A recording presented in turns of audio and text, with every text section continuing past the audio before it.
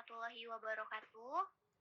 Perkenalkan kami dari mahasiswi STI EGC Business School Bogor, kelas DM3 dan juga DM4, Manajemen Bisnis 2019.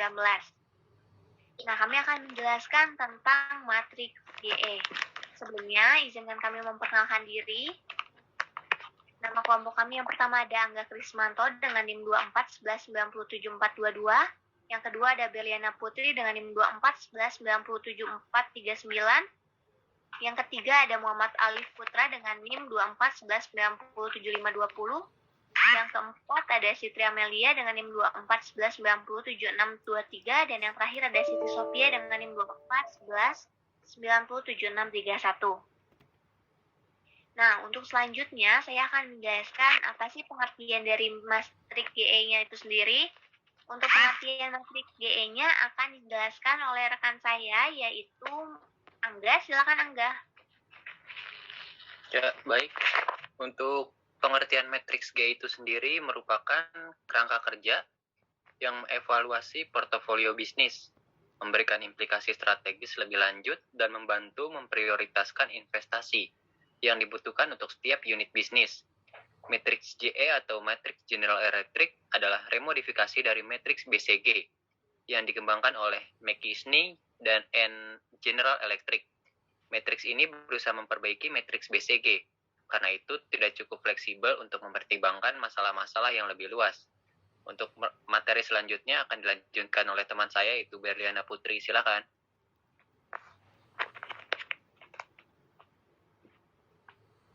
Oke, tadi udah kita ketahui definisinya itu matriks GE adalah kerangka kerja untuk mengevaluasi bisnis, portofolio bisnis. Nah, ada poin yang perlu diketahui. Matriks GE ini menggunakan dua variabel, yaitu daya tarik pasar dan posisi bisnis. Dan masing-masing menggunakan 3 kriteria. Yang pertama tinggi, sedang, dan rendah. Lalu, daya tarik pasar mempertimbangkan variabel yang terkait dengan pasar itu sendiri, termasuk tingkat pertumbuhan pasar, ukuran pasar, hambatan potensial untuk memasuki pasar, jumlah dan ukuran pesaing, margin laba aktual yang saat ini dinikmati, dan implikasi teknologi dari keterlibatan bisnis.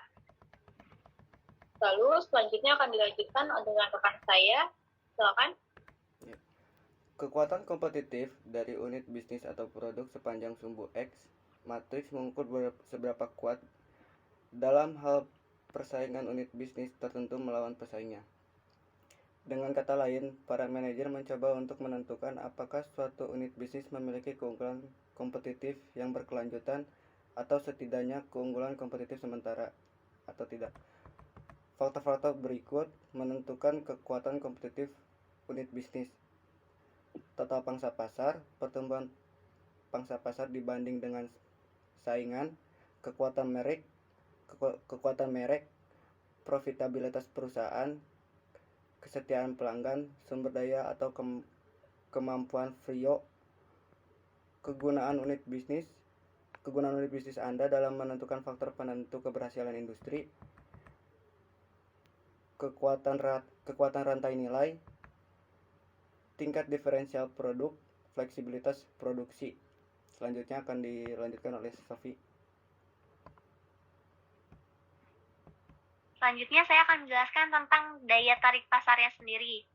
Untuk penilaian daya tarik industrinya itu tentu bersifat subjektif, di mana ada beberapa faktor yang dapat membantu menentukan daya tarik industri. Di antaranya yang pertama itu ukuran industri, yang kedua itu pertumbuhan industri, yang ketiga itu profitabilitas pasar, yang keempat itu tren harga, yang kelima itu intensitas kompetisi, yang keenam risiko dan pengambilan keseluruhan dalam industri, dan yang terakhir itu peluang untuk membedakan produk dan layanan. Nah, selanjutnya saya akan menjelaskan tentang kelebihan dan kekurangannya. Untuk kelebihannya itu, yang pertama itu membantu memprioritaskan sumber daya yang terbatas untuk mencapai hasil yang terbaik. Nah, yang kedua itu, manajer menjadi lebih sadar bagaimana kinerja produk atau unit bisnis mereka.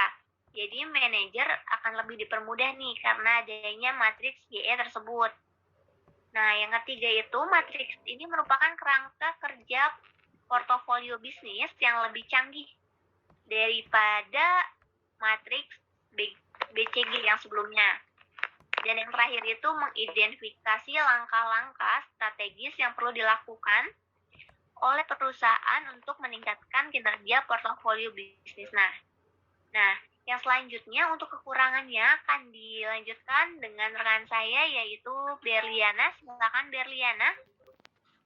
Ya, untuk kekurangannya tersendiri, yang pertama yaitu membutuhkan konsultan atau orang yang sangat berpengalaman untuk menentukan daya tarik industri dan kekuatan unit bisnis seakurat mungkin. Nah, tentu yang pertama ini kita membutuhkan seorang konsultan yang sudah cukup berpengalaman untuk memberi pengaruh yang baik dalam suatu bisnis kita ini. Lalu yang kedua yaitu mahal untuk dilakukan. Mahal itu mungkin bisa berupa persiapannya yang sebelum dilakukan. Lalu yang ketiga, tidak memperhitungkan sinergi yang dapat terjadi antara 2 atau lebih unit bisnis. Saya kira saya cukupkan untuk sekian dari kelompok kami. Mohon maaf jika ada kesalahan atau kekurangan. Sekian dari kelompok kami. Wassalamualaikum warahmatullahi wabarakatuh.